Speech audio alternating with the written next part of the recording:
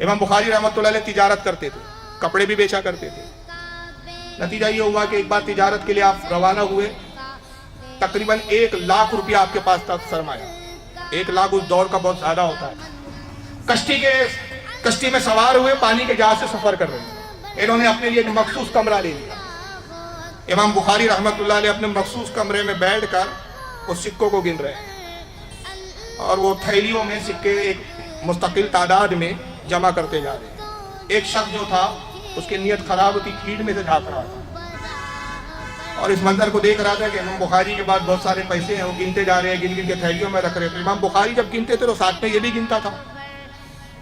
اس نے اندازہ لگا لیا کہ ہر تھیلی میں کتنے کتنے ہزار درہم رکھے گئے ہیں اور کس رنگ کی تھیلیاں ہیں. پھر چھوٹی چھوٹی تھیلیوں میں الگ الگ روپیہ رکھے, پھر ایک بڑے تھیلے میں سارے روپیہ آپ نے ڈال دیے, تھیلی کا منہ بند کر دیا.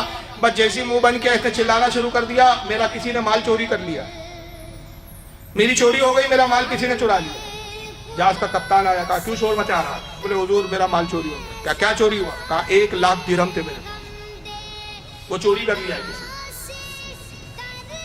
کہا کہ کہاں تھے, کیسے تھے؟ بولے اسی رنگ کی پوٹلیوں میں اتنی تعداد میں نے سکوں کو الگ الگ کیا تھا, سارے اکٹھے اس رنگ کے تھیلے میں. ظاہر سی بات ہے, رنگ بھی دیکھ چکا تھا, تھیلیاں دیکھ چکا تھا, تھیلیوں میں کن چھوٹی تھیلیوں میں کتنی مقدار میں سکے وہ دیکھ چکا تھا. سارا اس نے دیکھا دکھایا, سبق سنا دیا. کپتان نے آواز لگائی, اعلان کیا کہ جتنے حضرات کمروں میں ہیں, باہر ہیں, سب ایک جگہ جمع ہو جائے, سب کی تلاشی لی جائے گی, سب کے اسباب سامان تلاش کیے جائیں گے. امام بخاری کو بھی باہر بلوا لیا گیا. تلاشی شروع ہوئی, امام بخاری کے کمرے کی بھی تلاشی ہوئی, آپ کے سامان کو بھی تلاش کیا گیا, لیکن 1 لاکھ درہم تو چھوڑیے, ایک سکہ بھی نہیں ملا. اب یہ حیران کہ میں نے تو اپنی آنکھوں سے دیکھا, کمرے سے پیسہ کہاں غائب ہو گیا؟ اب پانی کا جہاز ہے بھائی, کسی کو دیا بھی نہیں جا سکتا. کپتان نے دیکھا, بولے پیسے تو ملے نہیں, تو جھوٹا معلوم ہوتا ہے. بدبخت سب کو پریشان کیا, خبردار آئندہ یہ حرکت نہیں کرنا ورنہ اٹھا کے پانی میں پھینک دیا. اس کو ڈانٹا, تنبیہ کی, کپتان چلا گیا. یہ امام بخاری کے پاس آیا, کہتا حضور اپنا ہاتھ بڑھائیے کہ میں آپ کا ہاتھ چوم لوں, خدا کی قسم آپ اللہ کے ولی ہیں. کہا تو نے مجھے ولی کیسے جانا؟ کہا بالکل آپ ولی ہیں, میں نے اپنی آنکھوں سے دیکھا کہ 1 لاکھ درہم تھے آپ کے پاس, تھیلیوں میں آپ نے جمع کیا, پھر ایک بڑے تھیلے میں ڈالا. جب تلاشی ہوئی تو 1 روپیہ بھی نہیں ملا, تو آپ نے اپنی ولایت کے اثر سے ان روپیوں کو غائب کر دیا نگاہوں سے. آپ رونے لگے, فرمایا نہیں خدا کی قسم میں تو رسول اللہ کی امت کا ایک گناہگار فرد ولی نہیں ہوں. اے شخص جب تو نے شور مچایا اور چلایا کہ میرے 1 لاکھ درہم چوری ہو گئے تو میں سمجھ گیا کہ تیری شرارت کیا ہے, تو میں نے وہ سارے سکے اٹھا کے سمندر کے حوالے کر دیے. اپنی زندگی کی پوری کمائی میں نے سمندر میں ڈال دی. کہا آپ نے یہ کیوں کیا؟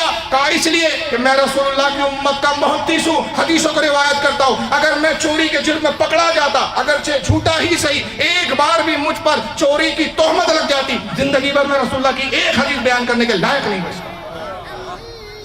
میں نے صرف اپنی ثقافت کو, اپنی سچائی کو, اپنی ذات کو بچانے کے لیے اپنی زندگی بھر کی کمائی ضائع کر دی. وہ امام بخاری اندازہ لگائے کس احتیاط سے انہوں نے کتابوں کو لکھا ہے, کیا اہمیت ہے ان کتابوں کی.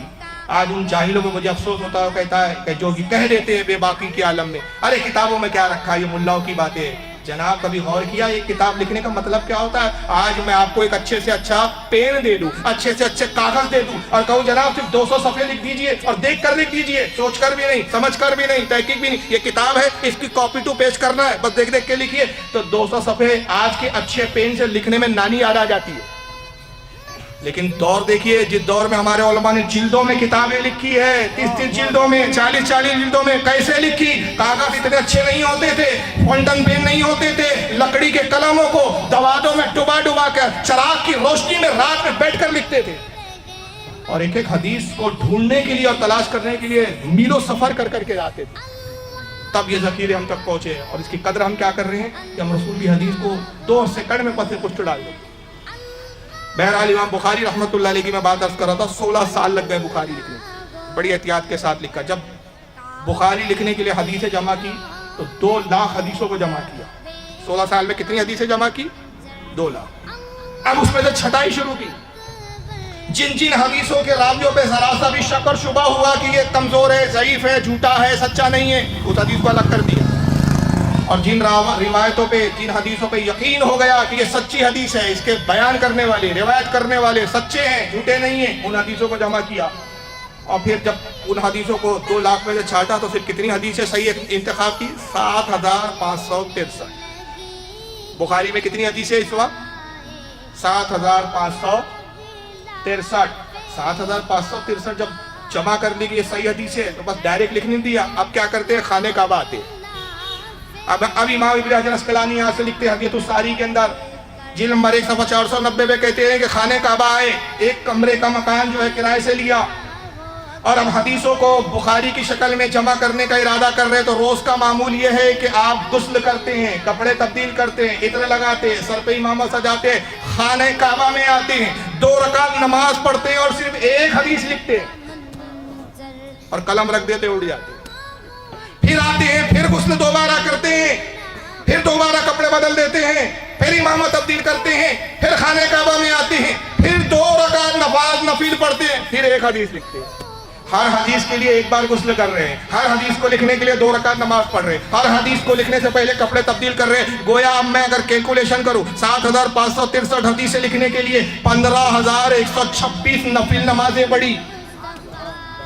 खाने काबा में 15126 नमाजें पढ़ी, 7563 मरतबा गुस्ल किया, तब बुखारी कौम के सामने पेश की। मैं पूछना चाहता हूं कि तुम आज बरेलियों को बिदअती कहते हो मिलादुन नबी मनाने की बुनियाद पर। अरे तुम्हारे नजरिए और तुम्हारी बिदअत की तारीफ के मुताबिक सबसे बड़े बिदअती तो इमाम बुखारी हुए, तुम उनकी बुखारी क्यों मानते हो? इसलिए कि मुझे बताओ कौन सी हदीस में आया कि रसूल ने कहा जब मेरी हदीस लिखना तो पहले गुस्ल कर लेना, गुस्ल करने के बाद खाने काबा में आ जाना, खाने काबा में आने के बाद फिर 2 रकात पढ़ना, फिर एक ही हदीस लिखना और उड़ जाना। किस हदीस में आया भाई साहब? इमाम बुखारी आपने ऐसा क्यों किया, इतनी तकलीफें क्यों उठाई, ये बुखारी लिखने में इतना एहतमाम क्यों? कहा मैं सही बुखारी कौम को दे रहा हूं जो कयामत तक रसूलुल्लाह की सही हदीसों का मजमुआ होंगी। जब इतनी अहम किताब दे रहा हूं और इतनी अहम ज़ात का कलाम लिख रहा हूं तो ये मोहब्बत का तकाजा है कि ये एहतमाम करूं, इसलिए कि मोहब्बत जो है दलील की मोहताज नहीं है, जज्बे की मोहताज।